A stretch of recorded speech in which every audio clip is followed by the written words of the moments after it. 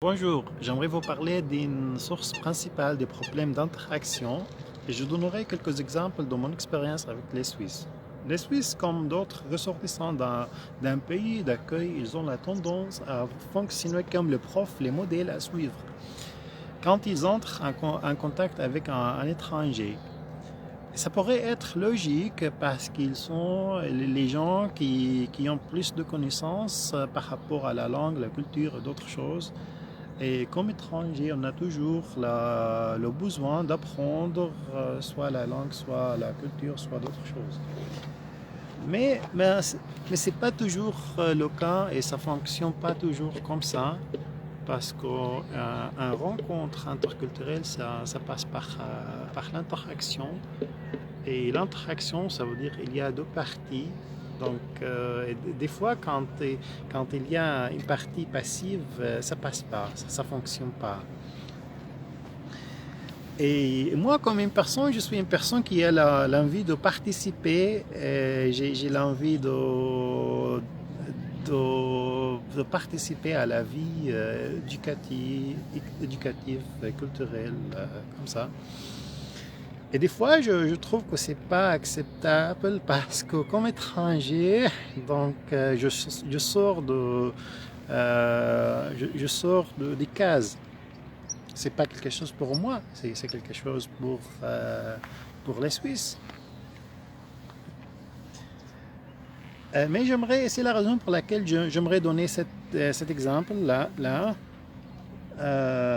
en espérant que ça va changer les mentalités. Donc, c'est quelque chose que j'ai vécu récemment avec un des grands profs de l'université de Neuchâtel. C'est un prof francophone.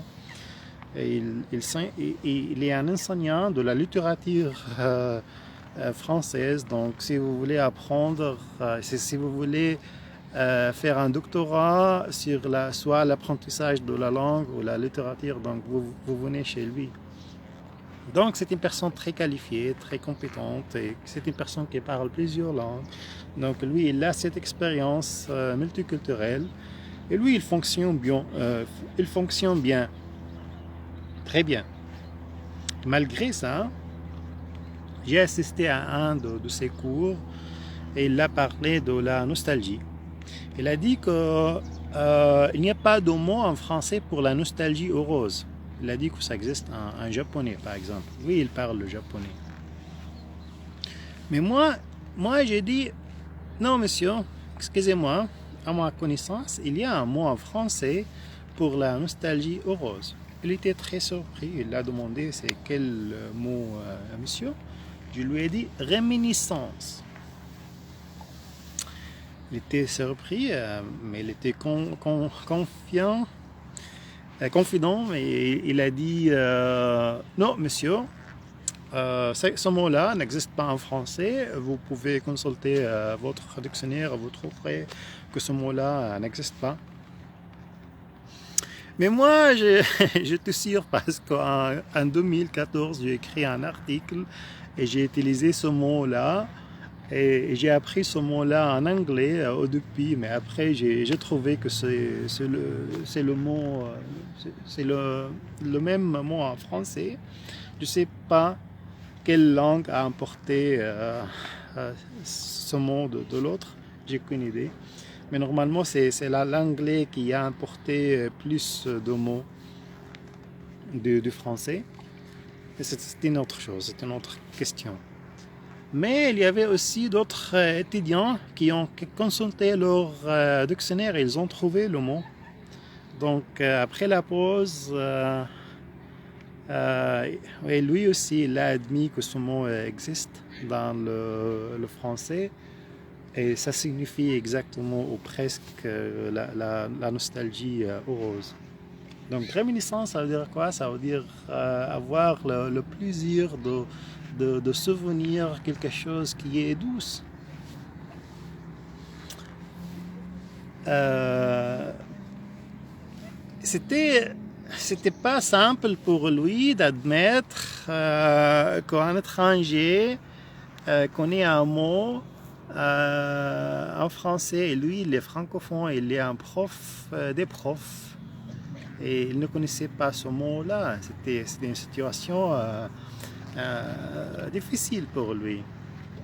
Mais il a réagi dans une manière jolie, à mon avis. Et moi aussi, j'ai proposé le mot dans une manière acceptable.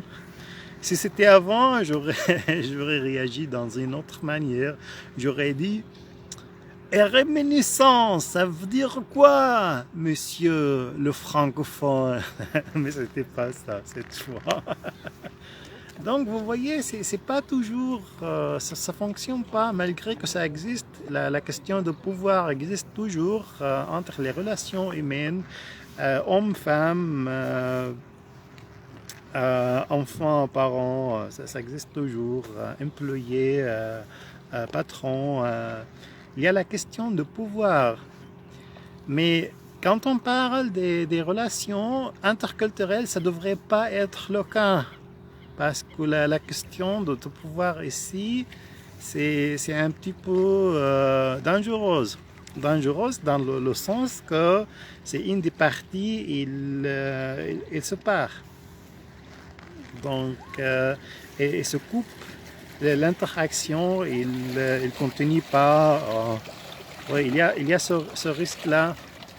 Donc, j'espère que ça sera utile et j'espère que nous, tous et toutes, nous allons éviter ça, cette question de pouvoir, cette question de faire de jouer le prof.